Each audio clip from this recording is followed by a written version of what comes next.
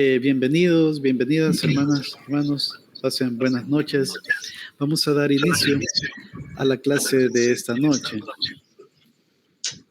Permítanme que estoy haciendo unos cambios aquí.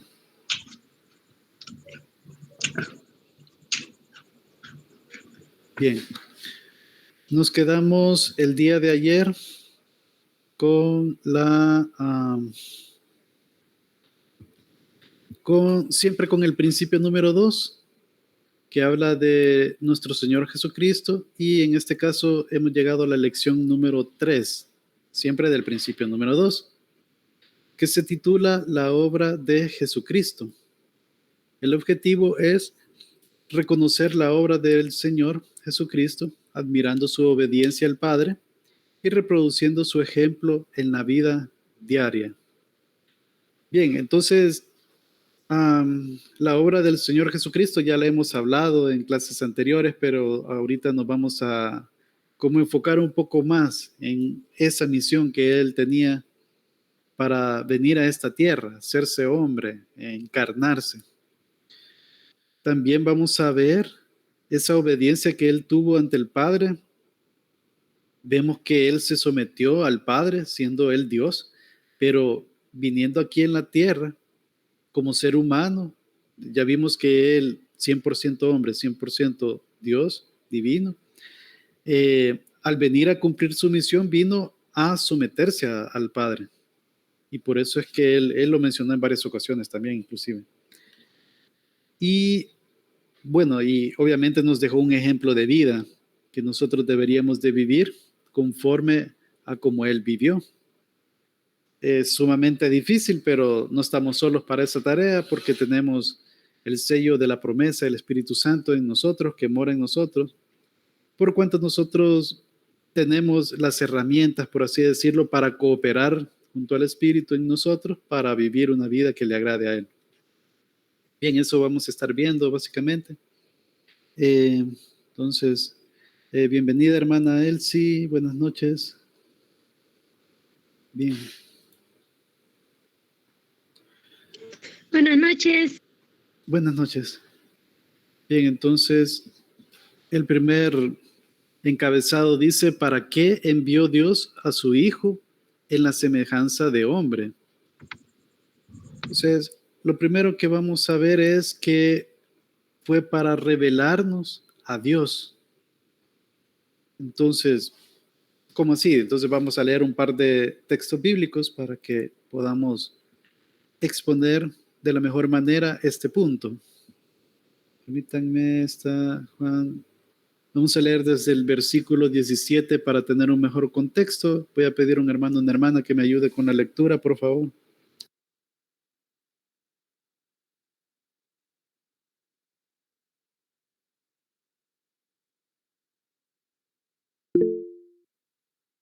Adelante, amén, hermana Loida. Sí, gracias.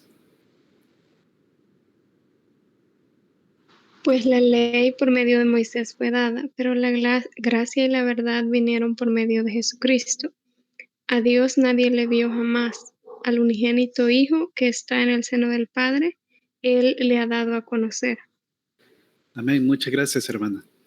Quise poner el contexto del versículo 17, porque en el material, pues ahí solo se menciona el versículo 18, que es al punto, ¿verdad? Al grano, con respecto a este tema, pero el 17 es importante para ver esa diferenciación entre el antiguo pacto y el nuevo pacto.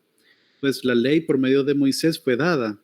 ¿Cuál ley? Pues obviamente el Pentateuco, todo lo que nos dice la ley de Dios, ¿verdad? La ley moral, la ley cívica, la ley ceremonial, todo lo que habla sobre todos esos mandamientos, todos esos estatutos. Y bueno, pero ¿qué pasa? Vino también la gracia, pero la gracia y la verdad vinieron por medio de Jesucristo. Gracia es un don inmerecido, un regalo inmerecido. Hemos recibido entonces esa salvación por gracia, por medio de nuestro Señor Jesucristo, porque Él fue el que satisfizo la justicia de Dios, Él pagó el precio por nuestros pecados y nosotros por medio de la fe en Él es que podemos ser aceptos delante de Dios, podemos ser salvos. son perdonados nuestros pecados. Y recibimos al Espíritu Santo para que podamos tener una vida nueva. A Dios nadie le dio jamás. Esto es un dato curioso que así está en el Antiguo Testamento también. Efectivamente, a Dios Padre, Dios es espíritu, pues el Padre es espíritu. Nadie lo ha visto y el que lo mira, pues de hecho en varios testimonios en el Antiguo Testamento dan a entender que se muere. Pero también hemos visto situaciones en el Antiguo Testamento en donde sí han logrado ver a Dios, como Moisés, que él conversaba con Dios cara a cara, con Jehová. Entonces uno se pone a pensar, entonces la Biblia se contradice o qué pasa ahí. Una explicación es que efectivamente Dios en tres personas. Entonces, y así como lo dice este texto bíblico, el unigénito Hijo, o sea, el Señor Jesucristo, que está en el Padre, Él le ha dado a conocer. O sea que siempre que el ser humano, a lo largo de toda su historia, ha visto cara a cara a Dios, realmente estaba viendo a la segunda persona de la Trinidad y obviamente Jesús es Dios. Entonces se aplica ahí, no hay ningún problema, no hay una contradicción en la Biblia. Efectivamente, al Padre nadie lo ha visto, pero el Señor Jesucristo desde el principio de los tiempos, desde la creación misma, pues, y todo hasta el momento, pues, Él es el que nos lo ha dado a conocer. Siempre manteniendo esa diferenciación de personas, pero siendo un solo Dios. Pero bueno, el punto aquí que tiene que ver con lo que nos, bueno, es eso lo que estamos mencionando, para revelarnos a Dios.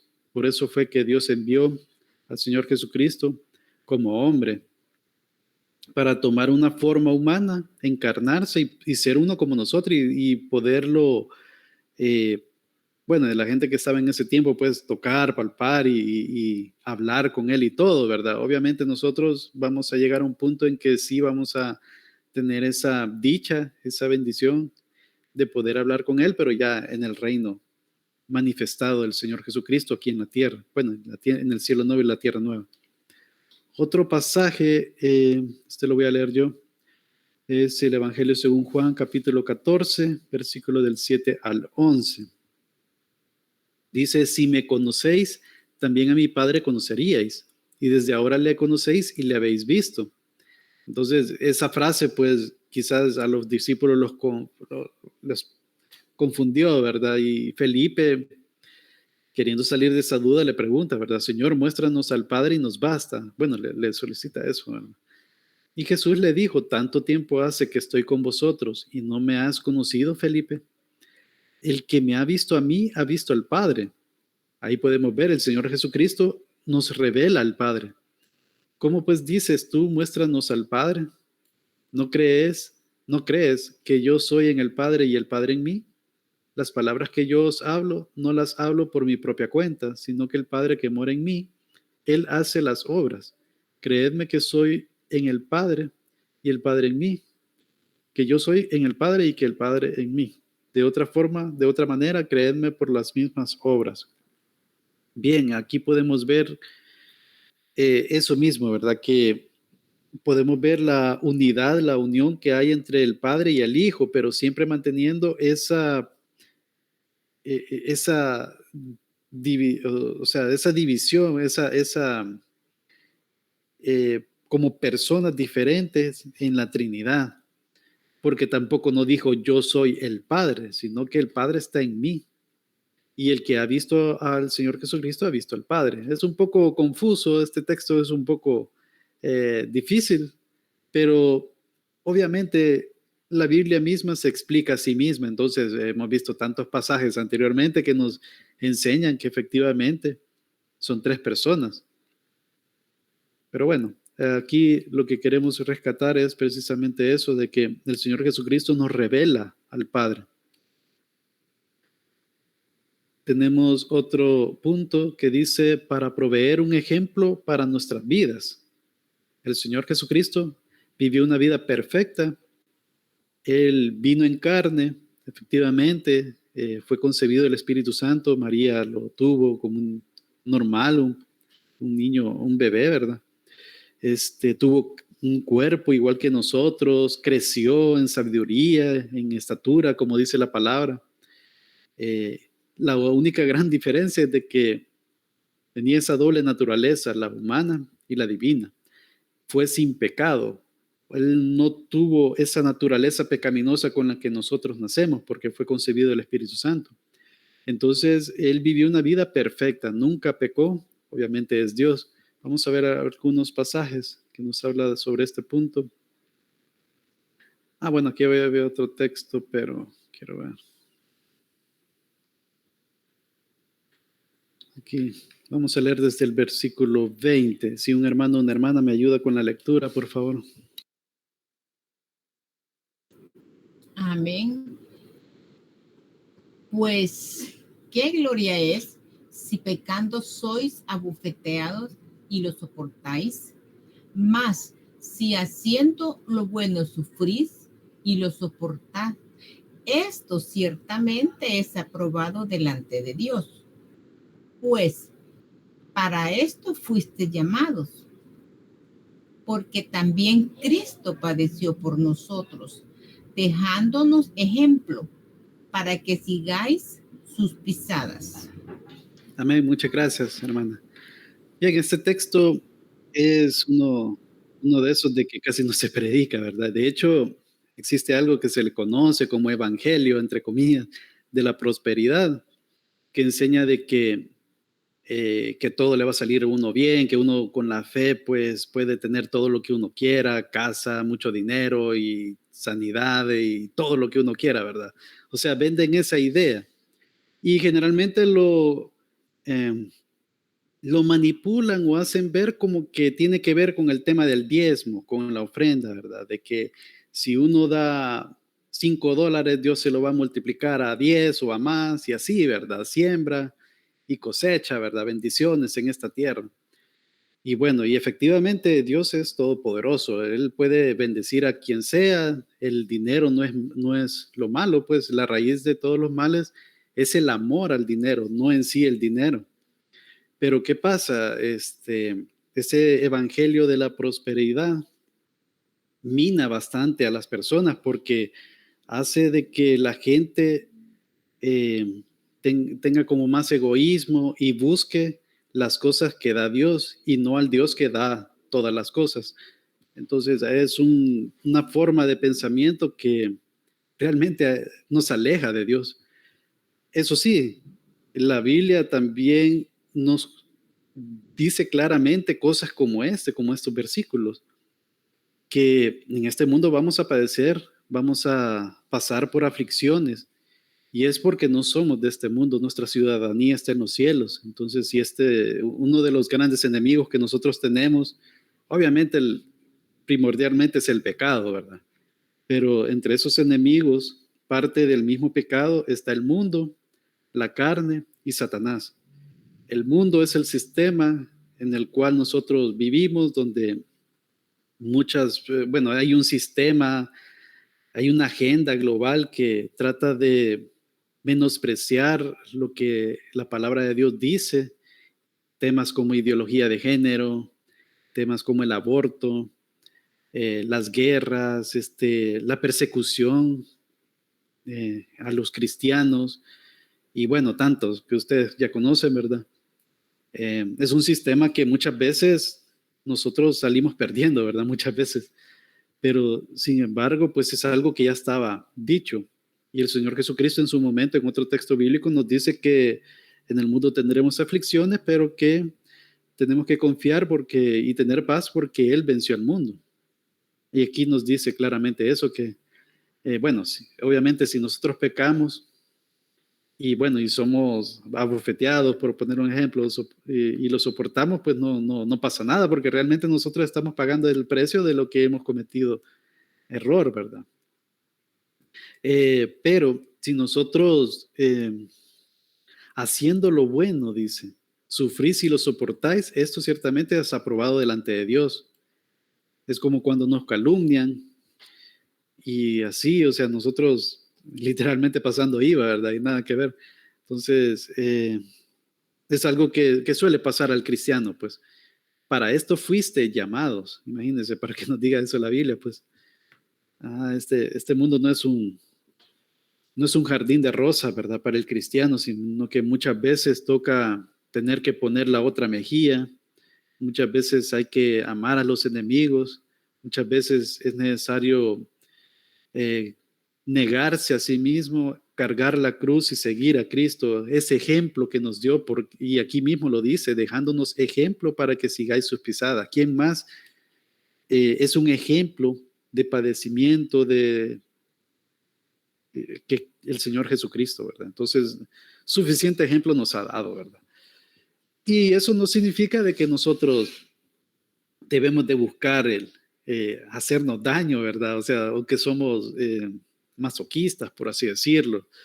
De hecho, el sentido muchas veces eh, de los monjes que están en un convento o en algún lugar separados era más o menos ese sentir de como de separarse de la sociedad y castigarse a sí mismo y bueno, eso no es necesario, ¿verdad? Si con solo vivir la vida, siempre vamos a padecer, ¿verdad? Aunque nosotros no queramos, esas cosas vienen a nuestras vidas, pero si estamos bien fundamentados en la roca que es el Señor Jesucristo, pues tenemos esa confianza de que Él está con nosotros y vamos a seguir adelante.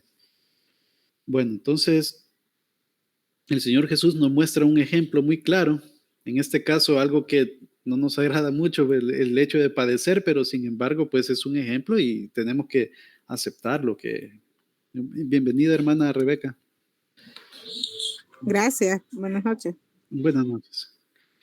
Otro pasaje es Primera de Juan capítulo 2, versículo 6. Lo voy a leer yo porque está un poco largo. Voy a leer desde el versículo 3. Dice, y en esto sabemos que nosotros le conocemos, si guardamos sus mandamientos.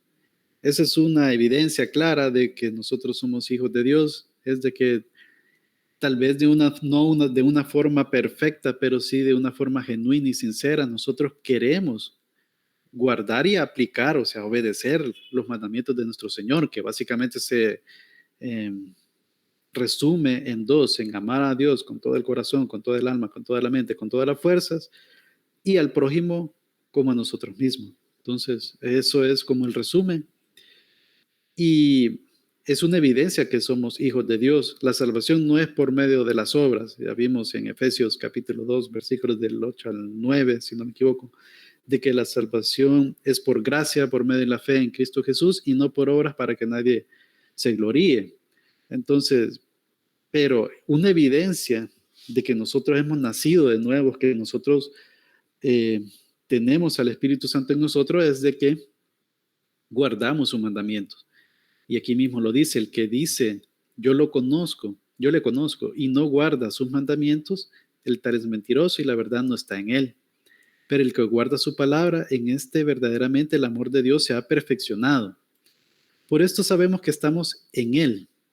Han oído esa frase, ¿verdad? Que estamos en Cristo, que en Cristo Jesús todo lo puedo y así, ¿verdad? Es porque nosotros estamos escondidos en Cristo. Él es nuestro representante. Dios, al vernos a nosotros, no nos mira directamente, sino mira a su Hijo amado. Y por eso es que nosotros podemos ser sin mancha delante de Él y por eso es que somos aceptos a Dios, porque Él es nuestro sustituto, ¿verdad? Él es nuestro representante. Así como nuestro representante antes de llegar a los pies de Cristo era Adán, ¿verdad? Que por medio de ese pecado en el Edén, pues vino esa naturaleza pecaminosa y vino la muerte, pues, o sea, poco a poco vamos muriendo, ¿verdad? Por ese tema. Y pues, bueno, en este caso, cuando nacemos de nuevo, nuestro representante ya no es Adán, es nuestro Señor Jesucristo, el nuevo Adán, ¿verdad? De la humanidad. Pero bien, el que dice que permanece en él debe andar como él anduvo. Ese es el punto aquí. Nosotros debemos de andar como él anduvo. Nos da un ejemplo de vida.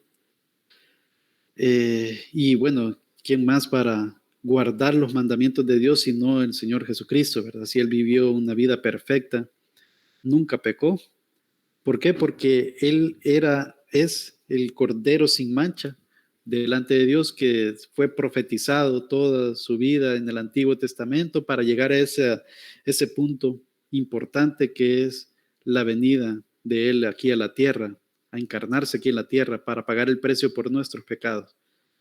Entonces, y obviamente para pagar el precio por nuestros pecados tenía que vivir una vida santa sin haber pecado nunca. Entonces, obviamente, pues llegar hasta ese punto de ejemplo de vida, pues obviamente de este lado de la eternidad, no lo vamos a lograr. Nosotros seguimos pecando, pero eso sí, tenemos un remordimiento, no solo un remordimiento, sino que nos sentimos mal si pecamos. Necesitamos por eso arrepentirnos, confesar nuestros pecados con Dios y pues sabemos que la salvación no es por obra, ¿verdad? O sea, y si fuera así, pues ni modo, ya todo, no habría alguien que se salvara, ¿verdad? Solo el Señor Jesucristo y tal vez alguno que otro. Bueno, no, realmente no, la Biblia nos enseña que no hay justo ni alguno, entonces solo el Señor Jesucristo. Entonces, definitivamente, la salvación es por medio de la fe en Cristo Jesús y ahora que hemos nacido de nuevo, ya podemos hacer algunas obras que son agradables a Dios, que son como parte de la voluntad de Él. Entonces, siempre la salvación, entonces, desde el principio hasta el final, es de nuestro Señor Jesucristo. Y nos da un ejemplo de vida para que vivamos en consecuencia, ¿verdad? Tampoco no vamos a vivir de una forma libre, sin ley, y hacer lo que uno quiera, ¿verdad? Entonces, prácticamente, ¿dónde están esos frutos dignos de arrepentimiento, verdad? Bien, el siguiente punto dice, para proveer un sacrificio efectivo por el pecado. Este pasaje es un poco largo también, lo voy a leer. Porque la ley, teniendo la sombra de los bienes venideros, no la misma imagen de las cosas, nunca puede, por los mismos sacrificios que se ofrecen continuamente cada año, hacer perfecto a los que se acercan. Bien, cuando se habla de la ley, estamos hablando de el antiguo pacto, la ley mosaica, donde tenemos, la ley moral de Dios, ¿verdad? Los 10 mandamientos, tenemos la ley cívica del pueblo de Israel, que son un montón de estatutos, normas. Está la ley ceremonial que tiene que ver con el tabernáculo, los sacrificios, holocaustos, ofrendas de paz, etcétera, que eran una gran cantidad de cosas. La celebración de las fiestas de Jehová y bueno, guardar el sábado, las lunas nuevas, los días de reposo ceremoniales, generalmente cuando habían fiestas, y bueno, una gran cantidad de cosas, el jubileo, el día de la expiación, etcétera, una gran cantidad de cosas, y todo eso era parte de la ley. Y aquí mismo lo dice, nunca puede por los mismos sacrificios que se ofrecen continuamente cada año hacer perfecto a los que se acercan. O sea que ese sistema, esa ley, ese antiguo pacto era una sombra de los bienes venideros. Era como un spoiler en ese Antiguo Testamento que apuntaban hacia algo mucho más glorioso, hacia un perdón de pecado definitivo, que todo apuntaba al Señor Jesucristo, a la obra de Él. Dice en el versículo 2, de otra manera cesarían de ofrecerse, pues los que tributan este culto, limpios una vez, no tendrían ya más conciencia de pecado. O sea, ahí se nota que es una sombra, ¿verdad? Porque los israelitas, bienvenido hermano Juan José.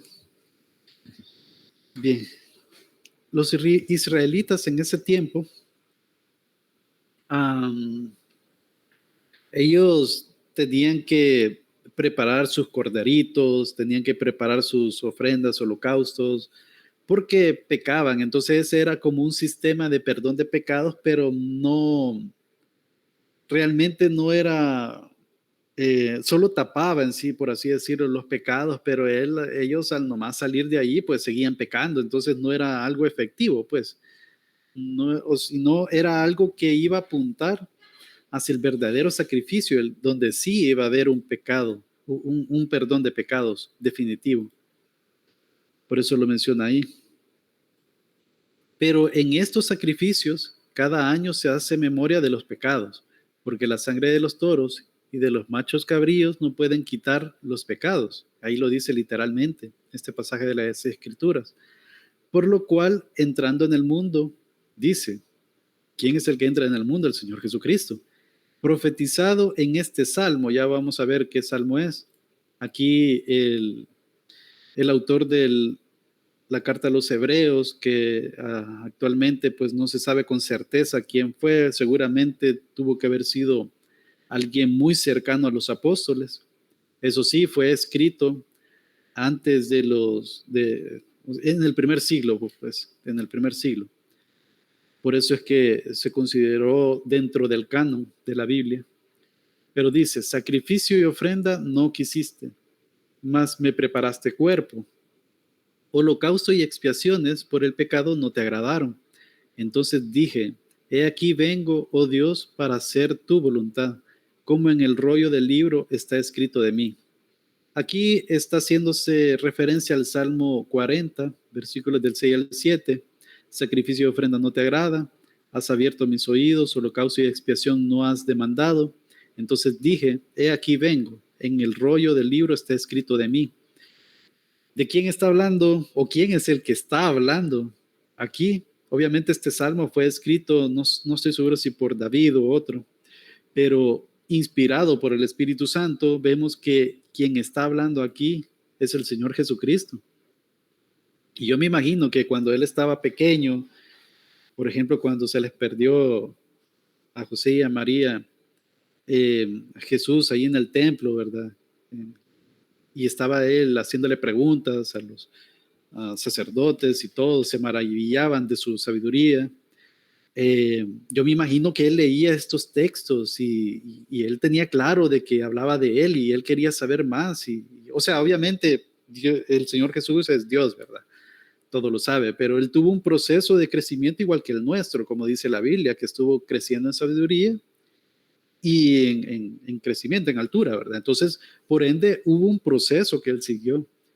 Y él, imagínense, el Señor Jesús leyendo estos pasajes y viendo que habla de él mismo, que dice, bueno, esta versión es la Reina Valera, ¿verdad?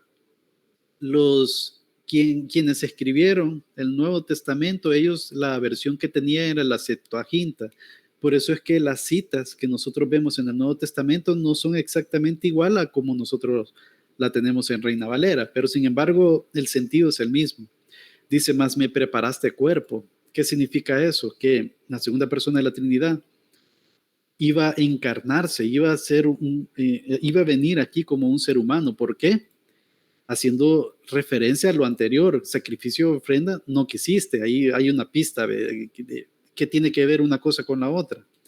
Holocausto y expiaciones por el pecado no te agradaron. O sea que todo ese tipo de ofrendas, sacrificios, holocausto y expiaciones no quitaban el pecado. No fue agradable a Dios porque el pueblo de Israel no lo cumplió correctamente.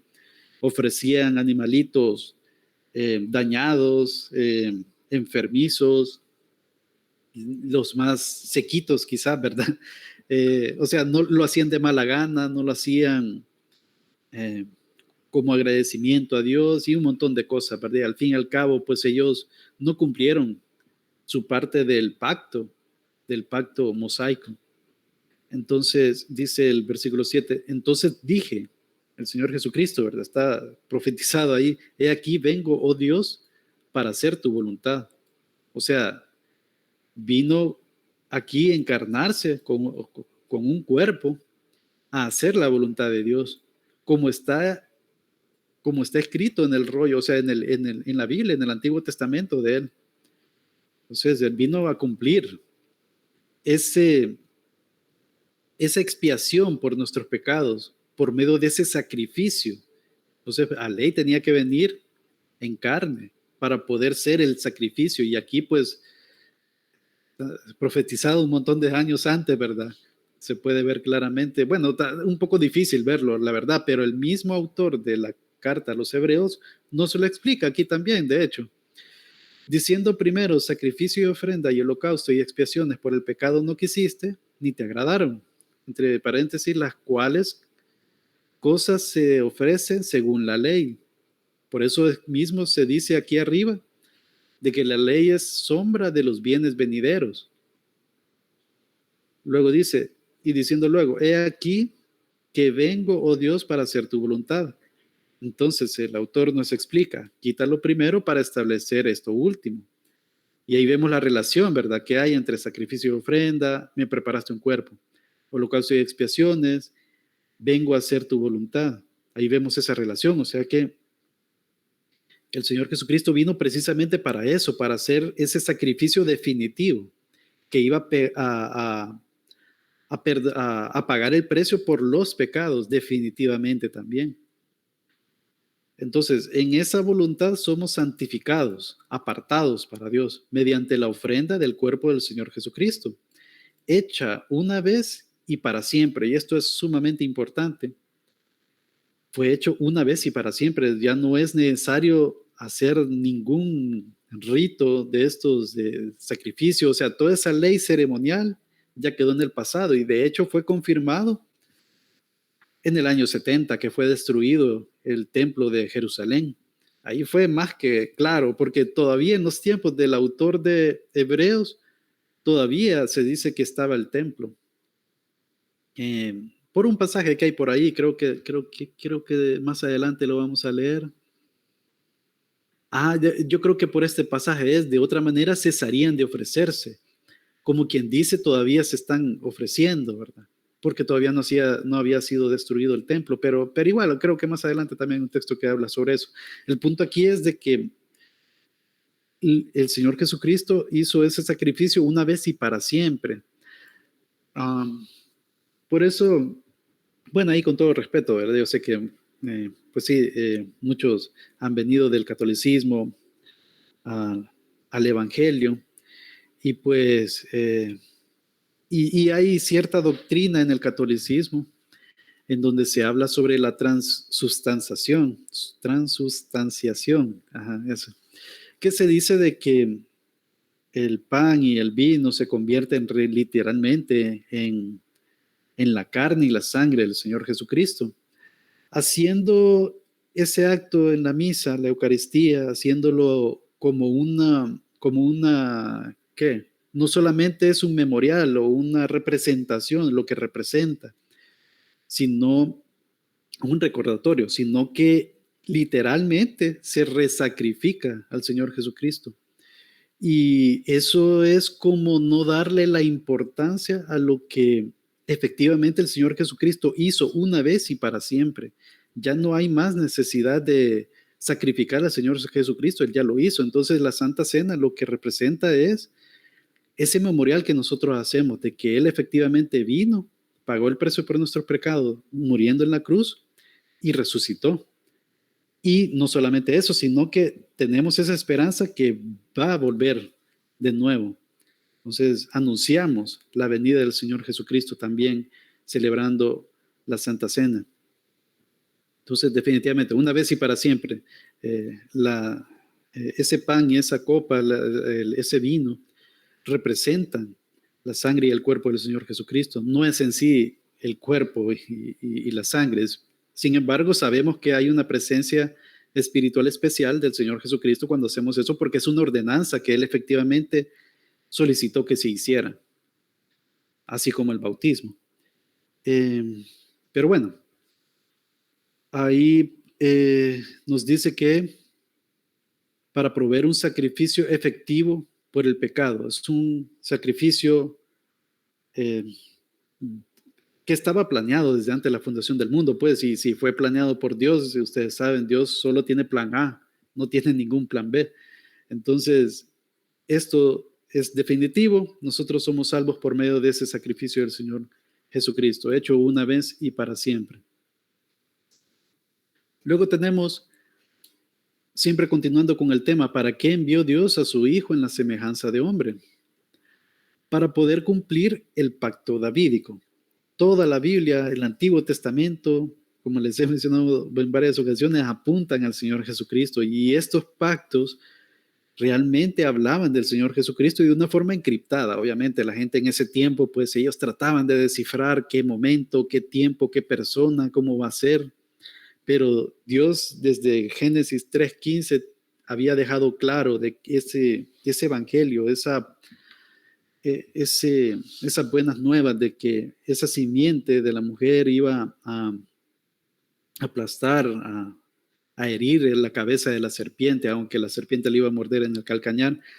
Esa era la esperanza que tenían las personas del Antiguo Testamento, y poco a poco, progresivamente, iba revelándose más información sobre esa persona. Iba a ser el Mesías, el siervo sufriente, que iba a morir, que iba a resucitar. Y bueno, en el Antiguo Testamento habla el Señor Jesucristo. Entonces, uno de esos tipos o sombras o hechos que hacen, que apuntan al Señor Jesucristo, es el pacto davídico. Lo vamos a leer en Lucas capítulo 1, versículo del 31 al 33. Voy a pedir a un hermano o una hermana que me ayude con la lectura, por favor.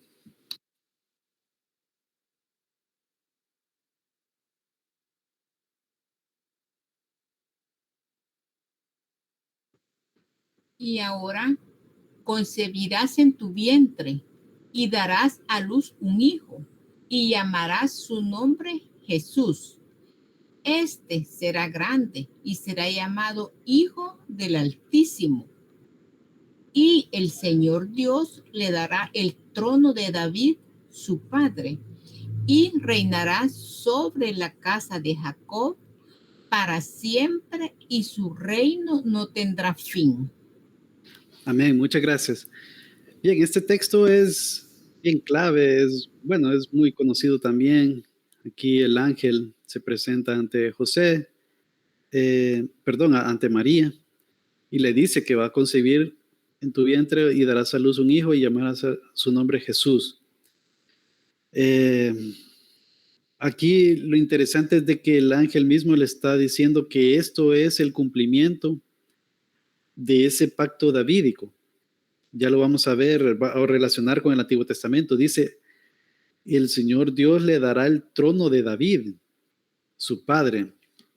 Para el judío en ese tiempo eso era bien conocido, que ellos sabían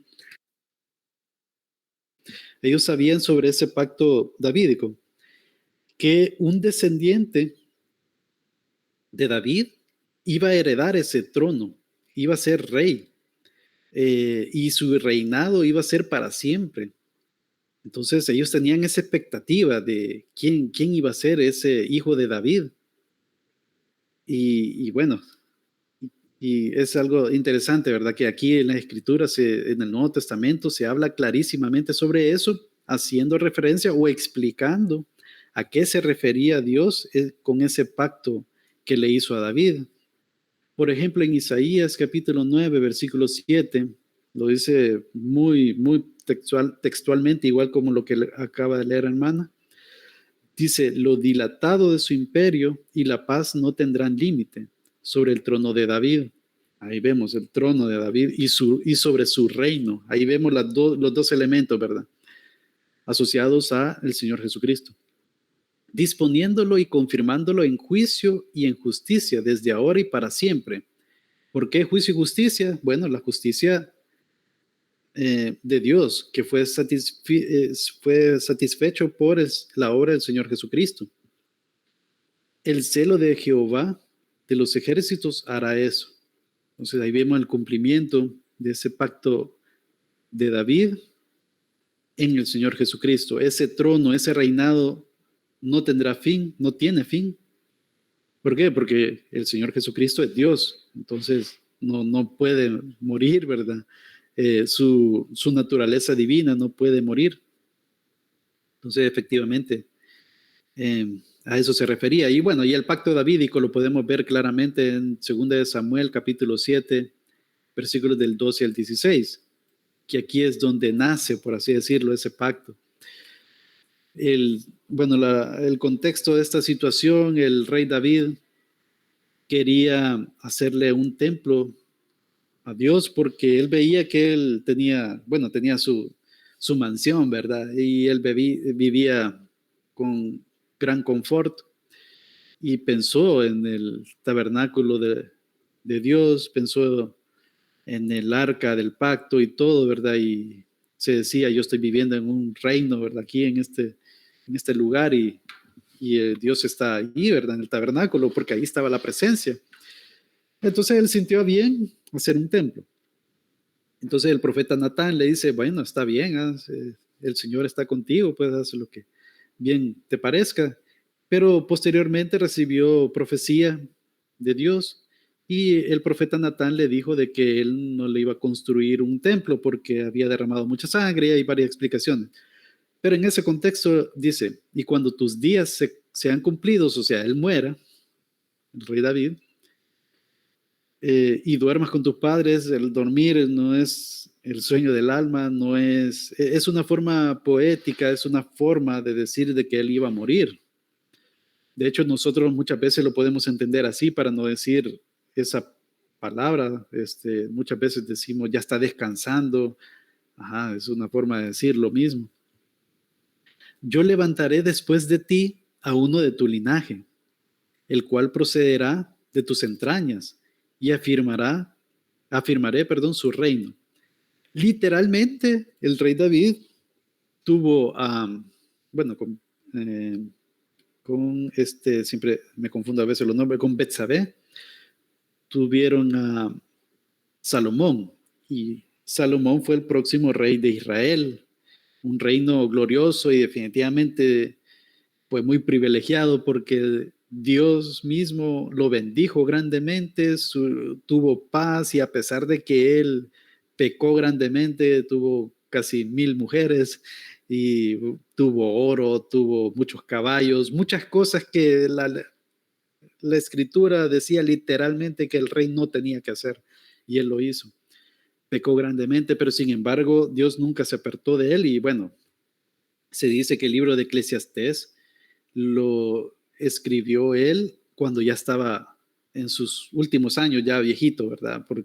Y está lleno de sabiduría y ahí dice de que él, bueno, es muy bonito ese libro, bueno, un poco depresivo desde el cierto punto de vista, porque lo que dice es que vanidad de vanidades, todo es vanidad, pero lo dijo alguien que vivió con todo lo que cualquiera pudiera desear, ¿verdad? Era súper inteligente, sabio, pues, tenía riquezas,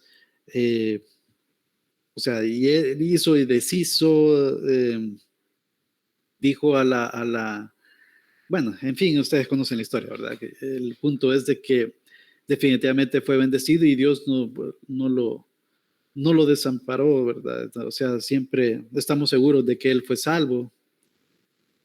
Y bueno, el punto es de que sí, efectivamente, el rey David tuvo ese hijo directamente de las entrañas de él y tuvo un reino magnífico y de hecho, él le construyó el templo. Pero eso es lo que nosotros logramos interpretar, pero Dios no estaba pensando en eso, sino que estaba pensando en algo mucho más glorioso. Ahí vemos en el versículo 13, Él edificará casa a mi nombre. Casa, ¿qué viene siendo la casa de Dios? El templo. Y yo afirmaré para siempre el trono de su reino. Ahí vemos la relación, ¿verdad? El trono de David, el reino que es para siempre. Aquí vemos ese pacto de David. Yo le seré a él padre y él me será a mí hijo.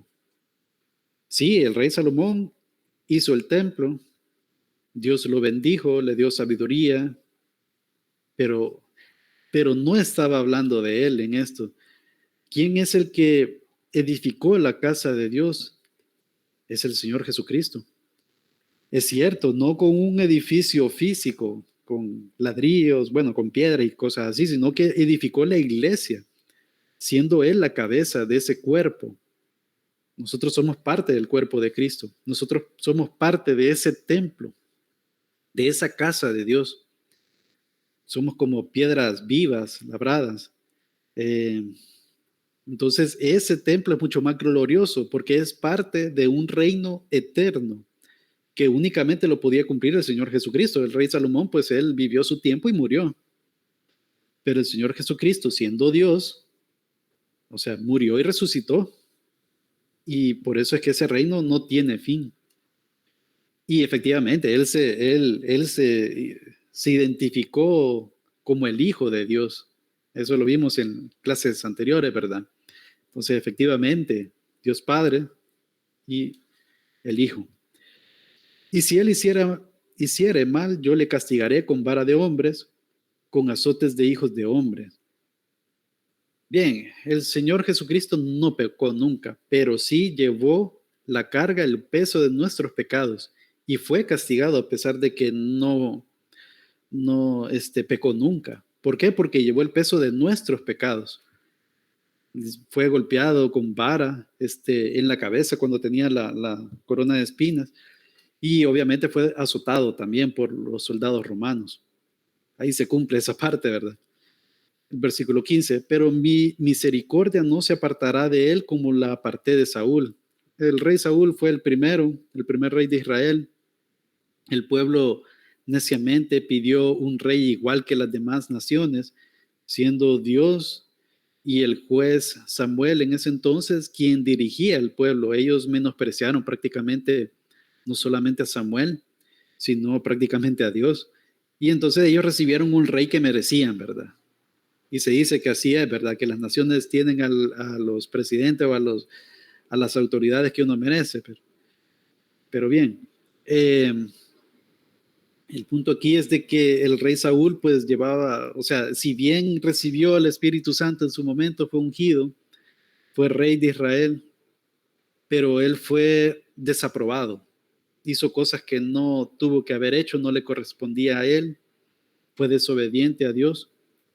Y pues ahí se dice que esa misericordia fue apartada de él. Pero de este rey del que se habla, de esta simiente o esta raíz de el tronco de David, no iba a perder nunca esa misericordia. Por eso que a pesar de que fue castigado, o sea, él sufrió el Señor Jesucristo el padecimiento de la cruz y los azotes, etcétera, resucitó. Dios no lo dejó. Entonces dice, al cual quité de delante de ti, y será afirmada tu casa y tu reino para siempre.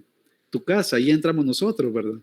Y tu reino, el reino venidero, delante de tu rostro, y tu trono será estable eternamente. Definitivamente no hablaba del rey Salomón, ¿verdad? Aquí estaba hablando de algo mucho más glorioso, estaba hablando de el Señor Jesucristo, ese pacto davídico. Entonces, por eso es que, quiero ver a dónde estoy. Por eso que efectivamente en Lucas se está hablando de eso, ¿verdad? De ese trono de David, su padre, que en este caso es el Señor Jesús.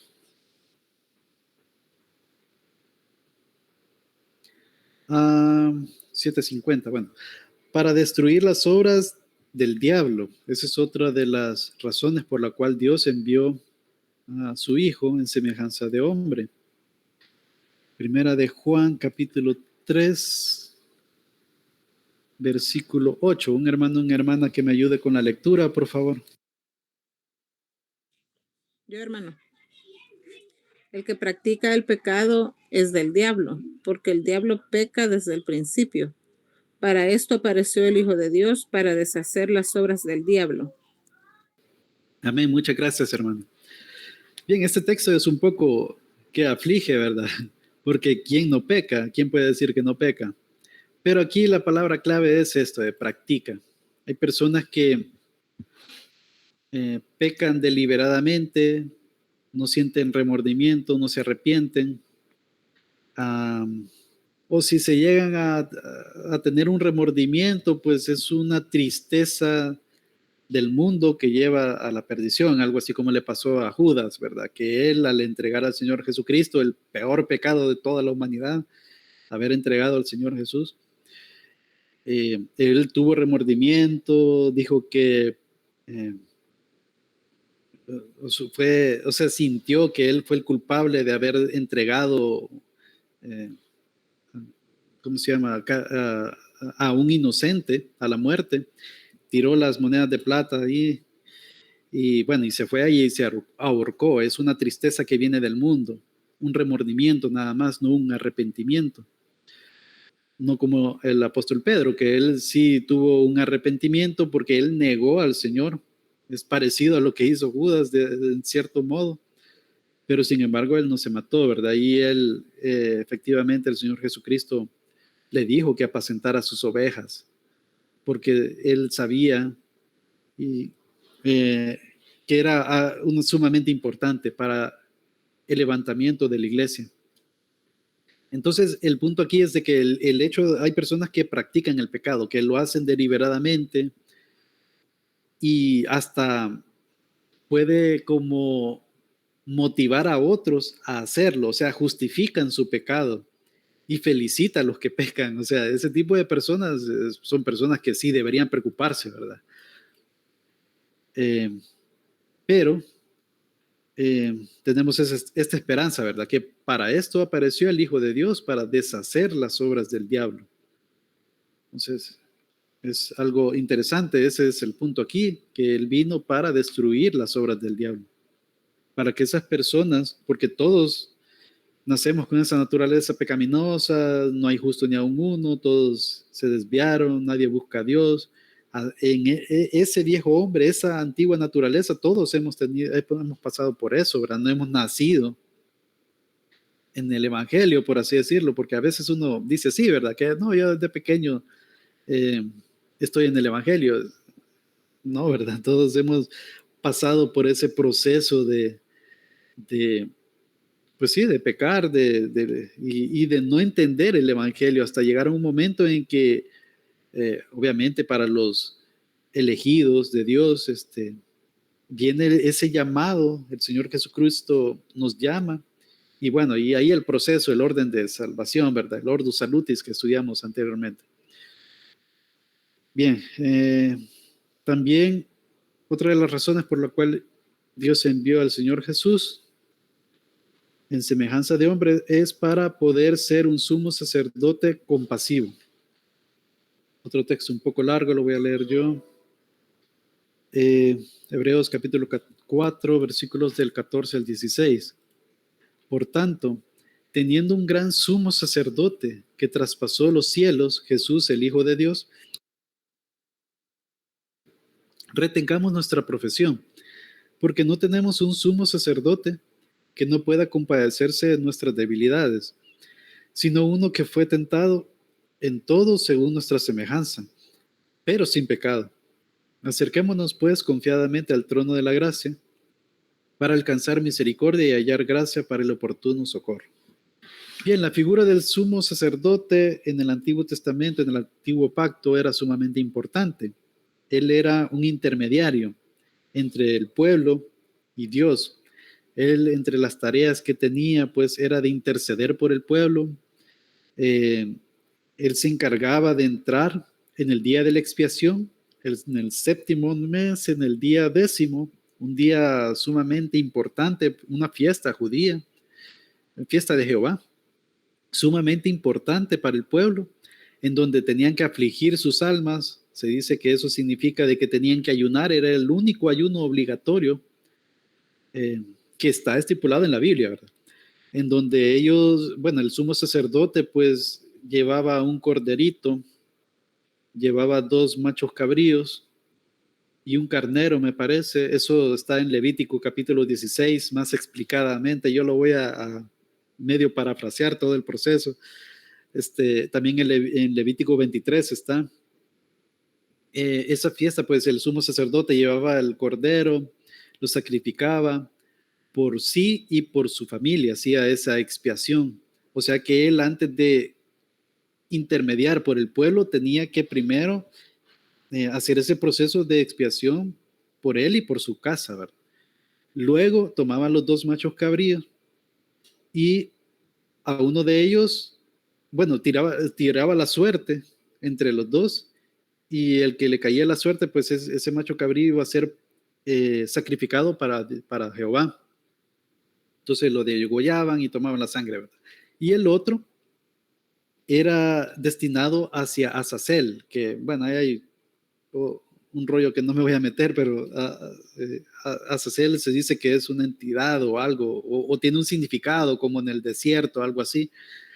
Pero el punto era de que ese macho cabrío, pues el sacerdote le ponía las dos manos y él como confesaba los pecados del pueblo y como que era transferido, por así decirlo, a ese macho cabrío. Y una persona designada llevaba ese macho cabrío a perderlo allá en el desierto, o sea, que se alejara, ¿verdad? Representando esa transferencia de nuestros pecados, que es destinado para nunca más, ¿verdad? Por eso es que nuestros pecados son perdonados, tanto los pasados, presentes, como los futuros, ¿verdad?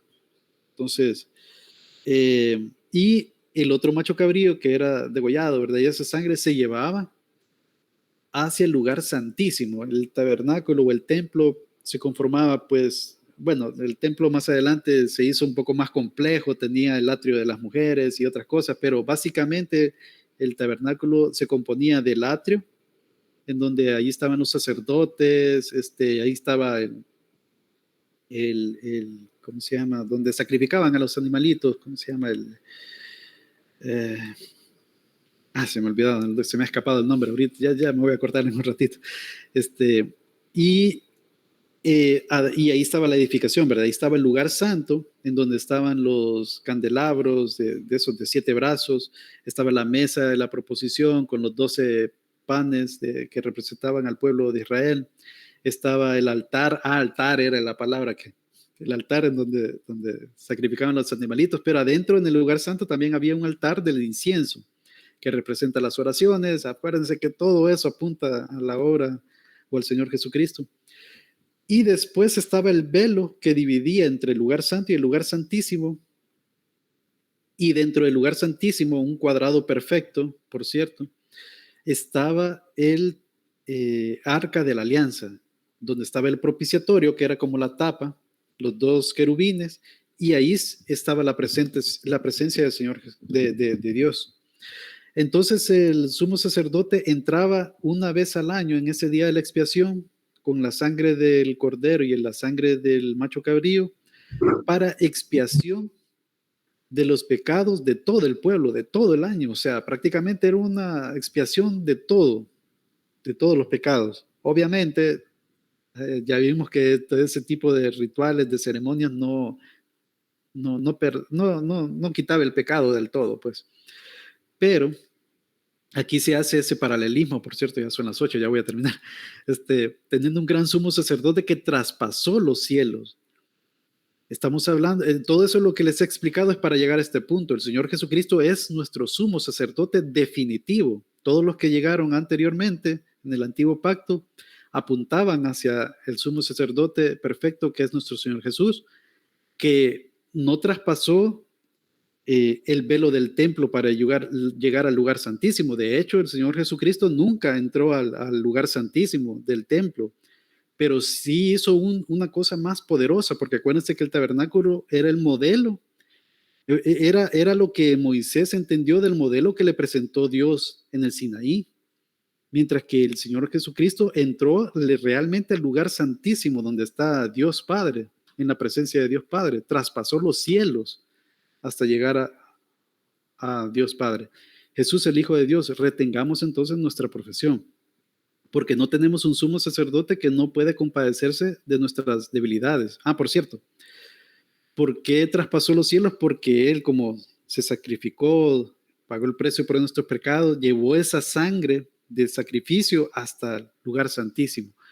Y ese perdón de pecados, ese sí es definitivo y para siempre, no como el día de la expiación, que ese era un perdón de pecados anual, pero no era totalmente efectivo. Cada año lo tenían que volver a hacer. Cada año era necesario que el sumo sacerdote hiciera lo mismo. En cambio, hemos visto que este sacrificio fue una vez y para siempre. ¿Por qué? Porque es el sacrificio real que sucedió allá en los cielos. Entonces, no tenemos un sumo sacerdote que no pueda compadecerse de nuestras debilidades, sino uno que fue tentado en todo según nuestra semejanza. Por eso era necesario que viniera el Señor Jesús como hombre, para que pudiera pagar el precio por nuestros pecados como hombre, igual que nosotros. Obviamente, pero sin pecado. Entonces, sabiendo todo esto, acerquémonos confiadamente al trono de la gracia para alcanzar misericordia y hallar gracia para el oportuno socorro, la salvación y vida eterna en Cristo Jesús. Bien, por tiempo, pues creo que me pasé un poquito. Nos vamos a quedar hasta acá. No sé si hay algún comentario, alguna duda, algún aporte, hermanos, hermanas.